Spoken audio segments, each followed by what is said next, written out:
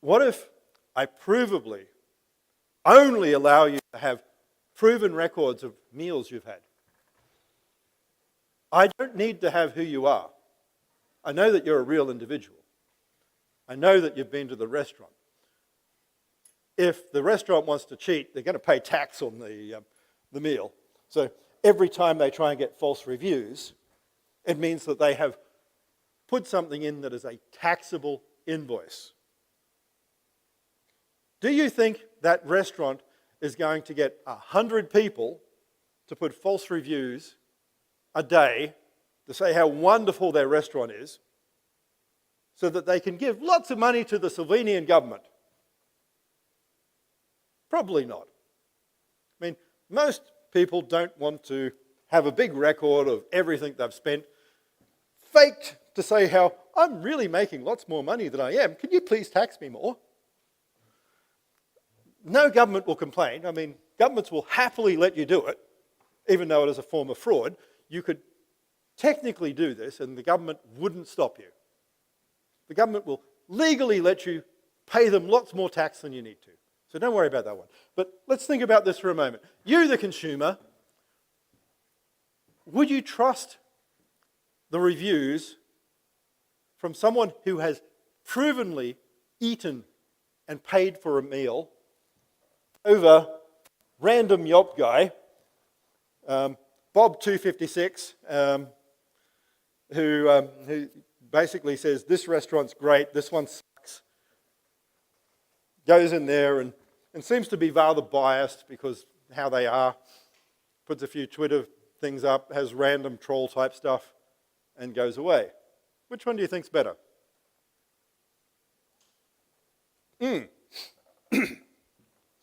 So if you buy a product and you send it back, this happens on Amazon.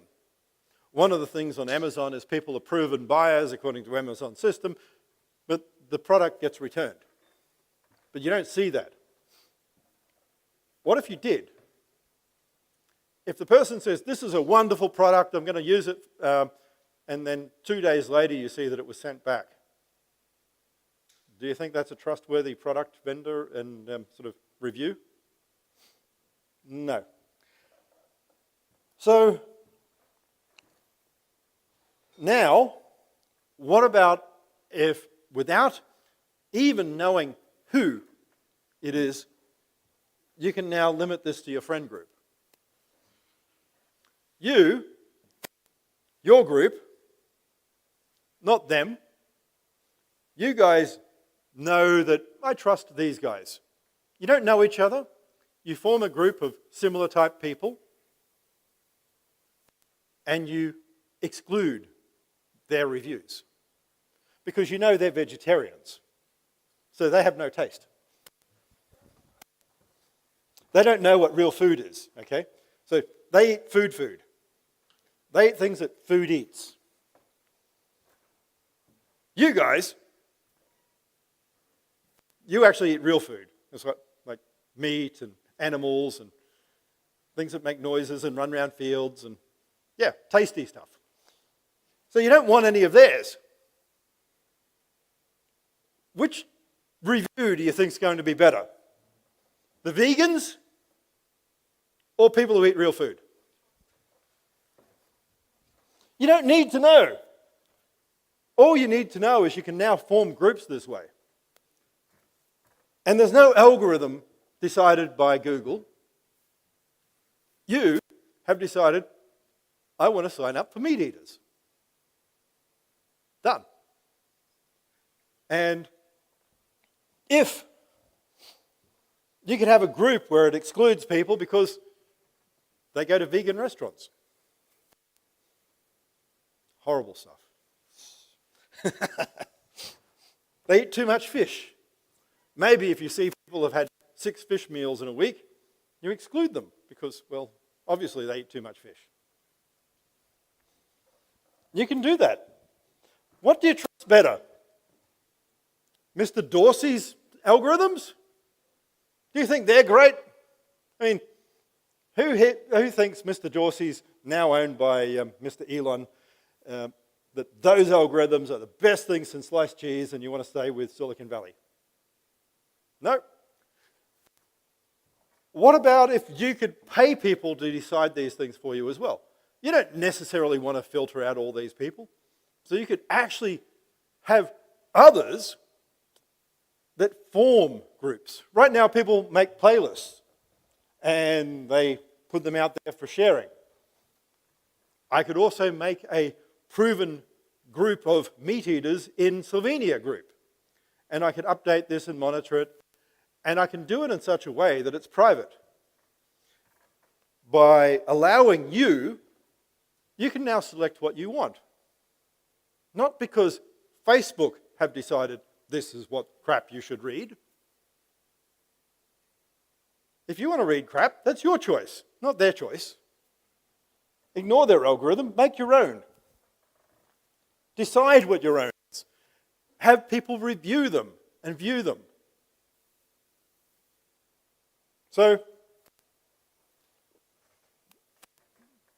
after lunch, also after our little break, not lunch, I'm going to keep going for another 5 minutes or so, but we're going to come back with another workshop session, and we're going to start thinking about some of the different things we've already covered this morning. We're going to form into 8 groups this time, just to be different, so you all mix up a little bit. And I'm going to get you to think about applications you can build. Not the typical things, not cryptocurrency. I want you to build things that use Bitcoin. A data indexing layer, where every bit of data ever created in human history can be indexed and timestamped. And that we can go back and provably say everything's there. Not stored forever on the blockchain. In data silos run by different groups that we choose. So that different people in different groups can have information in different locations. See, this is why I try and tell people, don't stick everything on the damn blockchain. Link it. It's a programming language. Forth is old. I'm old. Get over it.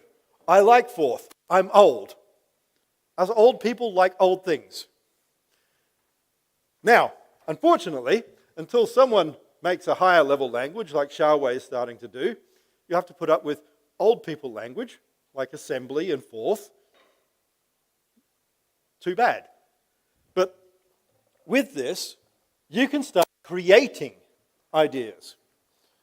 And you don't need the Silicon Valley model. The Silicon Valley model is we have to make a unicorn. I make 1 billion customers and $1 billion or I failed. That's wrong. Most of their failures are because there's only one model and it's ad. If you have a business and you turn over $1 million a year and that's all you'll ever hope to get, Silicon Valley don't want you. They don't want to know you. A VC doesn't want to know you. They don't want to know that you have existed and they think you're a waste of freaking cells that came out of your mother. Why? Because they will never, ever invest in you. Most businesses are happy to make a revenue and turnover and a small profit associated with $1 million a year. Most are. Traditionally, most businesses weren't unicorns or never planned to be. Who here's used a plumber? One or two of us, right? Now, when was the last time you heard of a plumbing company going to a VC capitalist and going, I have the latest technology in plumbing, I'm going to go and capture information on the crap that comes out of people's toilets. It will be the greatest crap app ever. Everyone will want my crap app because they'll be able to monitor their crap.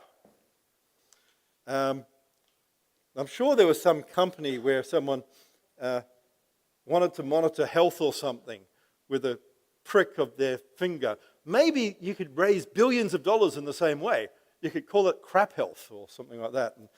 And instead of having to prick your finger, you could just monitor whether you're having craps that are healthy. I'm sure some person in Silicon Valley will actually give you money for your crap. Well, that's most of what they do. So rather than that, the reality is most plumbers never expect to become a unicorn. You don't go through your apprenticeship as a plumber going, one day I'm going to be plumbing God and I'm going to be worth $10 billion. I mean, honestly? And that is part of what's wrong with what we're doing. If you make, I knew a guy in Australia, still actually do. He's, last time I knew, it's been a few years, COVID, was worth about $20 million. Sorry? No, he's a garbage man. He basically takes shit away from businesses.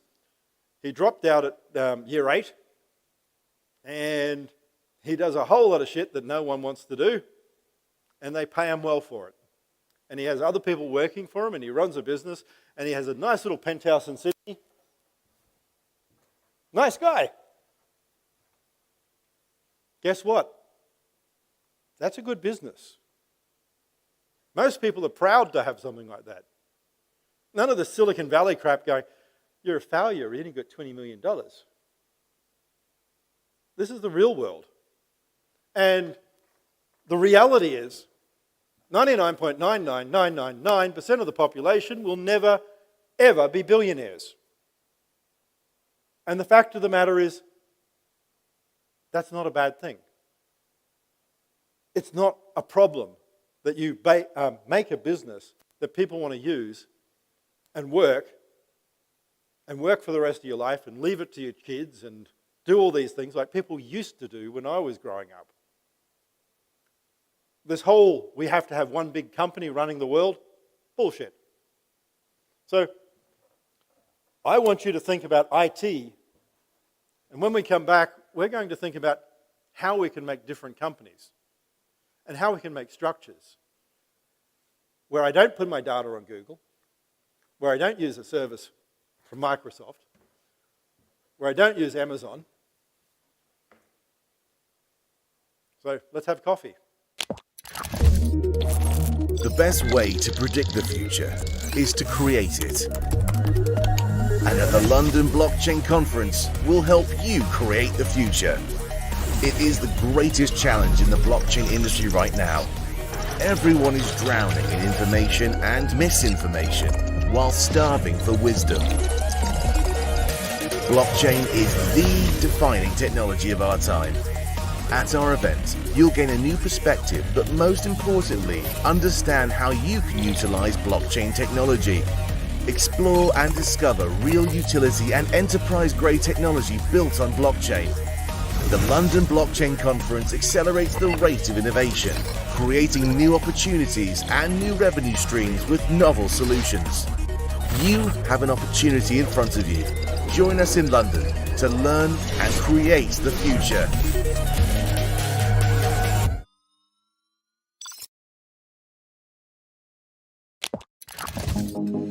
Bitcoin mining, Bitcoin wallet, blockchain, stablecoins, MetaNet, the evolution of money.